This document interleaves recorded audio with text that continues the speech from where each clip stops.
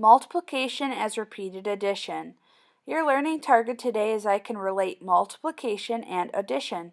And you'll know you're successful today when you can solve a multiplication problem by doing the repeated addition strategy. So today I'm going to be working with this new multiplication strategy to help me figure out this multiplication problem. And that strategy is called repeated addition. Believe it or not, multiplication and addition are actually related. When we multiply a number, just like this number 6 and 6 times 4, it's just like if I were to add that number 6. How many times? 4 times. Because that's 6 times 4. So by doing that, I'm just going to make an addition problem. And repeated addition just means I'm going to add that number multiple times. So 4 times this time, right? Here's my 6. And we have it 4 times because it's 6 times 4. I could also decide to flip that problem around by using the commutative property of multiplication. And 4 times 6, that's the same exact thing. But I could add the number 4 if that's easier for me. How many times do you think? 6 times. So it is your choice when you do repeated addition. That's the cool thing about multiplication. You can flip around your problem, and if it's easier for you to add 6's 4 times, you can do that. If it's easier for you to add 4 6 times, you can do that. I need to add another 6, and now I have that 6 times, or 4 6 times. Okay. So I'm going to figure this out. Let's just double check and see if we get the right answer. 6 plus 6, I know that's 12, right? And then 6 plus 6 over here is 12. And then we have 12 plus 12. What would that be? Oh, that's 24. So 6 plus 6 plus 6 plus 6 is 24. If I were to do it the other way with 4s, I would just do 4 plus 4 is 8. And another 4 plus 4 is 8. And another 4 plus 4 is 8. And then we have 8 plus 8 is 16. Oops. 16. And then we have 16 plus 8. And I know that's also 24.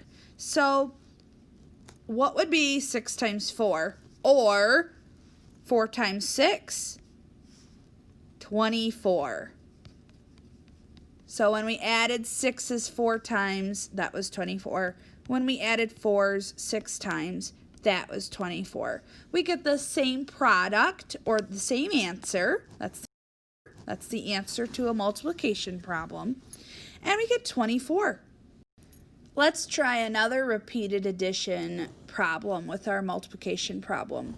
So repeated addition, I'm just going to be adding this number this many times. So I have the number 3, and I'm going to add it 3 times because that's the other number in my multiplication sentence. So I have 3 plus 3 plus 3. That's it. And of course, if I use the commutative property where I flip around my numbers, 3 times 3 is exactly the same thing. So I'm not going to show us that other way because it's going to be exactly the same. Because these numbers are factors in our problem. The 3's are the same. So it doesn't matter if I flip them around this time. It'll be exactly the same. So we have 3 plus 3 plus 3. Well, 3 plus 3 just by itself is 6. And then plus 3 more, 6 plus 3 is 9. So 3 plus 3 plus 3 is 9, which means 3 times 3 is 9. All right, we're going to do one more together before we move on to one by yourself. So we have the problem 7 times 5. So I'm going to add that number 7. How many times? 5 times, right? That's just like saying the number 7 times 5. Okay, or 5 times. So 7 plus 7 plus 7 plus 7 plus 7. That would be 7 times 5, right? The number 7, but adding it 5 times. What if I were to flip around my problem? I can do that, right? With the commutative property, because we know we'll get the same exact answer. 5 times 7. So if I'm really comfortable with adding 7s, right, then you might want to do it this way, right, with 7 times 5. But if you're better with counting by 5s, like I know I am, then maybe you would want to try it this way. So the number 5 will be the number I add, right? How many times? 7 times.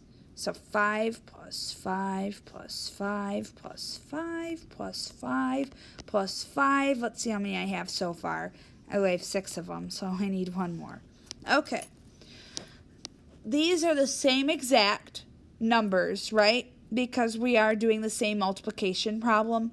I'm just adding a different number of times, but we know since it's the same multiplication problem, just flipped around, I'm going to get the same product or the same answer.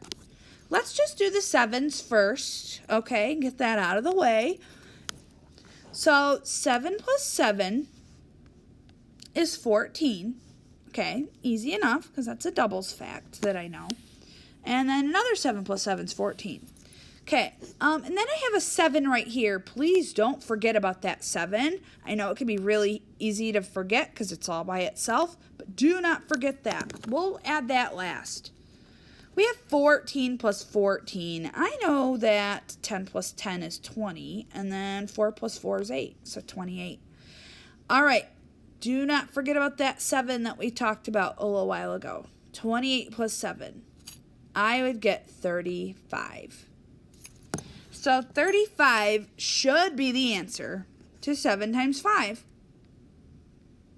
We're going to just make sure that it's our answer because we're going to do the same thing down here, but adding the 5s instead. Remember, they should match if we did this correctly. 5 plus 5 is 10. Oh, I could do it that way, but you know what? I know that everybody knows how to count by 5s. So let's just count by 5s instead of just adding our 5s together to make 10s and then all of that, right? We could just do 5, 10, 15, 20, 25, 30, 35. See how fast that was? 35. So 5 times 7 is also 35. So we know when we erase all of that, we know the answer now to 7 times 5 is 35. That's the product. And 5 times 7 is also 35. Because the commutative property tells me that just because my factors are flipped around, the 5s are in different places and the 7s are in different places, I get the same product. All right, this is the job that I want you to do. Before you pause the video, I want you to try this by yourself. But I want you to listen to my direction today. So I want you to try 6 times 7 by doing repeated addition. And then if you want to challenge yourself, I want you to try it by doing the commutative property. And doing that by doing 7 times 6, okay? So if you want to challenge yourself, I want you to try that repeated addition with that second problem, 7 times 6. See if your products match up and see how the commutative property is always true when I have my factors in different places. You should get the same product. So please do that repeated addition with 6 times 7 for sure. And then tell me what you get for your product by doing that repeated addition.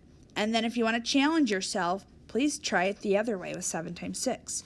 All right, pause your video and try that right now on your own. All right, so I'm going to do 6 times 7 first because that's what you should have done no matter what. And then we'll do the challenge one after. So 6 times 7. What number should have you added? The number 6. How many times? 7 times. So we have 6 plus 6 plus 6 plus 6 plus 6. Let's see how many I have so far. 1, 2, 3, 4, 5. Okay, I need 2 more. So 1 more now. And let me add it right here because I got enough room. Perfect. That's 7 6s. All right, and so then you could have added 6 any way that is easier for you, and this is the easiest way for me. So I would do it like this. 6 plus 6 is 12. And here, 6 plus 6 is 12. And 6 plus 6 is 12. And uh-oh, we have a 6 that's by itself. So please don't forget about that 6.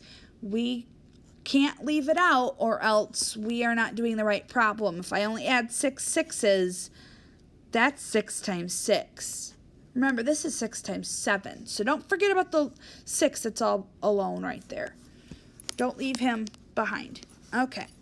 12 plus 12 is 24. And then we have 24 plus 12 right here. 24 plus 12. That is 36. So, oh, I know 6 times 6 is 36 now, right? Because that's 6 sixes. And then remember that 6 all by itself. Don't forget him. 36 plus 6. You should have gotten 42. Okay? So 6 times 7 is 42. If you wanted to challenge yourself, we would do 7 times 6 right here. Now remember, what answer should we get?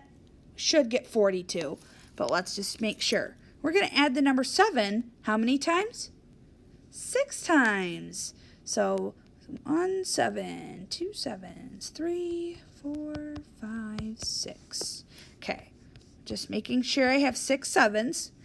And then when I add sevens together, I know that 7 plus 7 is 14. And look at that, 6 is an even number, so I don't have a 7 all by itself this time, like the 6 was last time. 14 plus 14 is 28, and then 28 plus 14 would be what? Well, 8 plus 4 gets me to 12, and that would add another 10 to my tens place, so that would be 42. Oh my goodness. So for 6 times 7, we got 42. And for 7 times 6, we get 42. I hope that's the product that you got when you used your repeated addition strategy. Nice work. So remember, your learning target today is I can relate multiplication and addition, and you'll know you're successful today when you can solve a multiplication problem by doing the repeated addition strategy.